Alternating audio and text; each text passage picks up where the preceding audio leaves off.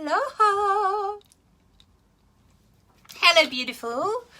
I don't know why I always feel quite shocked when I go live, because obviously I know I'm going to go live, and I actually clicked the go live button. But anyway, I don't know, I'm rambling and stuff.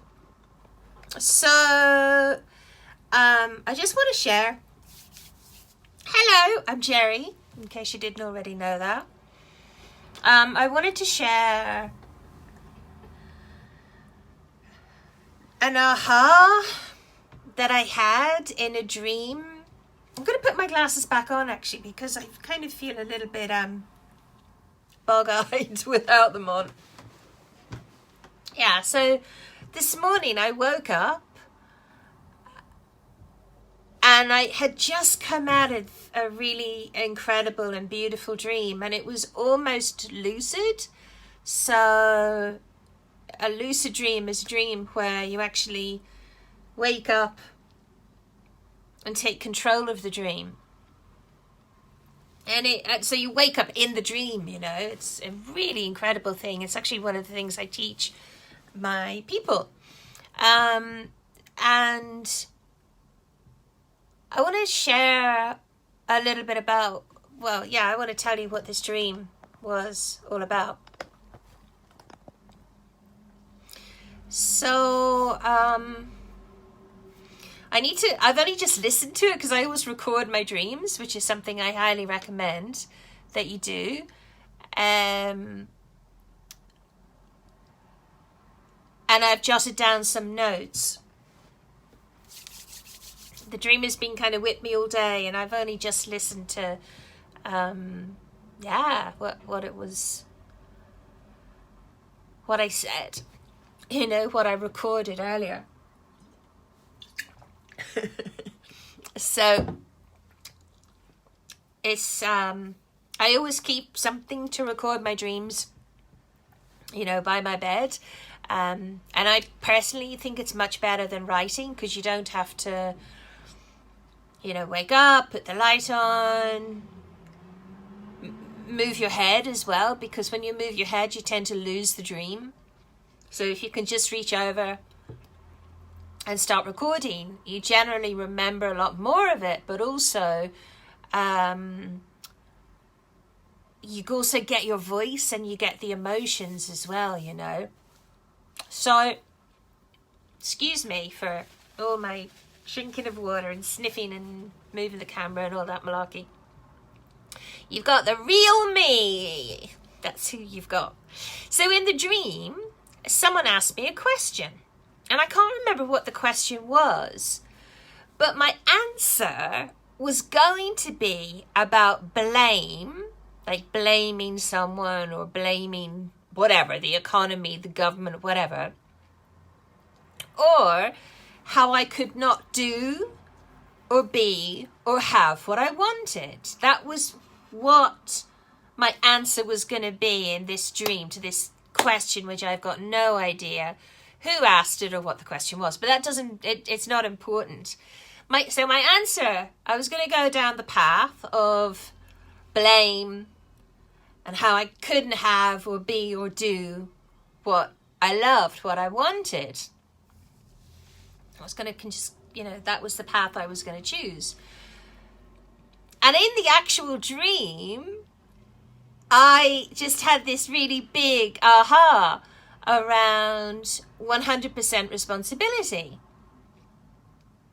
And 100% responsibility, I've written blogs on it and everything. If you're interested in finding out a little more about that, let me know. And it's actually one of the things that I also love to share with my people, because it's actually super freeing. Like, it sounds a lot, you know, if you take 100% responsibility, then you're taking responsibility for all the muck-ups in your life, everything. But it also frees you up, because you've got 100% responsibility for then also creating what you love. And it's actually really empowering.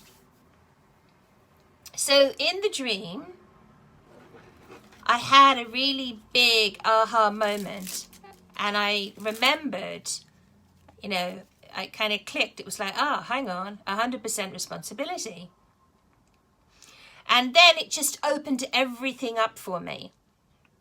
It opened up, and this is in the dream, it opened up a whole new vista, an array, because of how I've shifted my focus, yeah? So I shifted my focus to what I wanted to create, what I can create, so what I could create, and then what I therefore would create.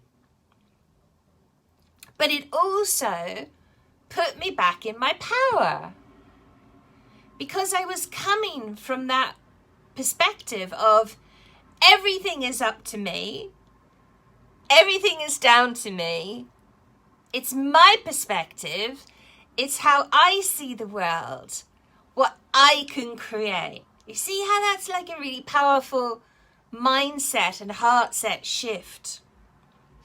And it was a huge thing. It was huge. Like, even in the dream, like, if I'd gone down the negativity path, I actually in the dream would have had a nightmare. You know, I would have had a horrible dream and woken up feeling grim. It was just, it's amazing when I think back on it. And I did set the intention to get clarity on what I would love to deliver in a live or in a blog and stuff. And yeah, this is what came.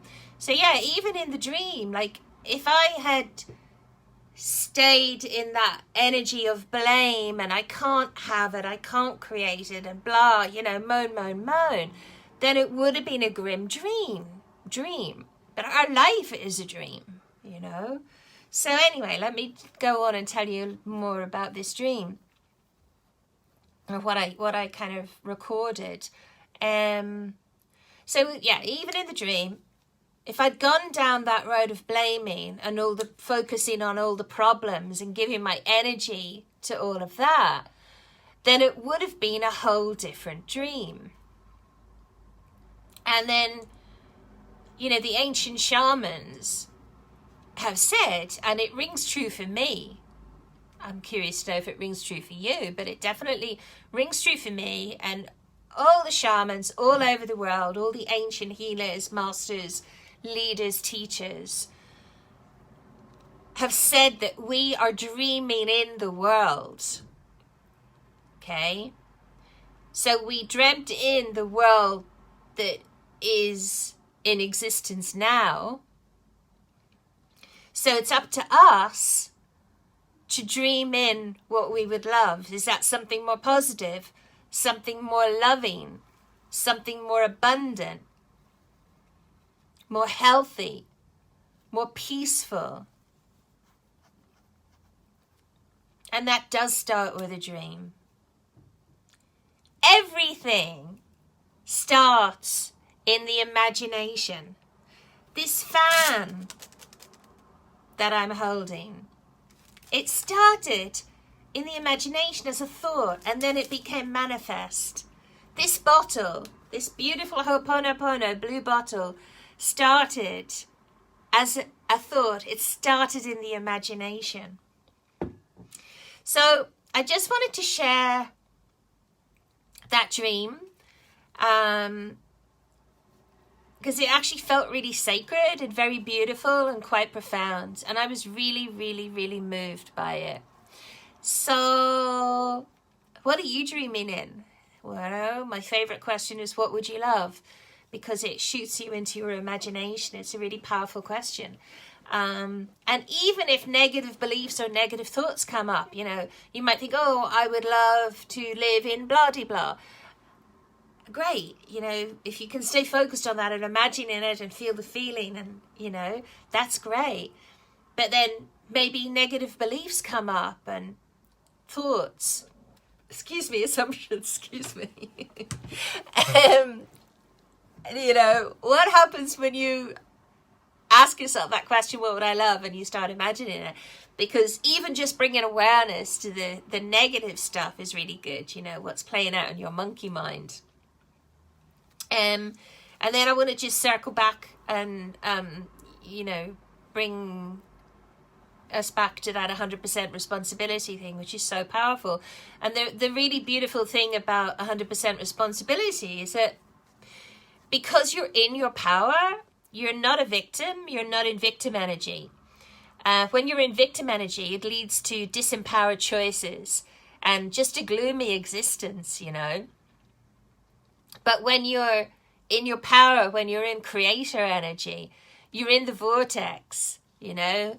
You're on the high-flying disc, as Abraham Hicks says. You're connected with the unified field and the one mind. So what that does is it allows ideas and inspiration and all sorts of magic to come to you. Aha moments. You know, you're in a higher dimension and you're creating and attracting and vibrating in a sphere so that you're at one with and connected with everything you love in all time and space. Oneness. Or you're in the other energy. So what would you love? All right, so if this excites you, I'm holding a training this week and it's free.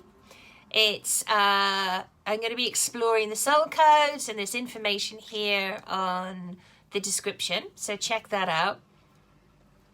It's free. Click on the link and just fill in your name and your email address and your phone number if you like. You don't have to.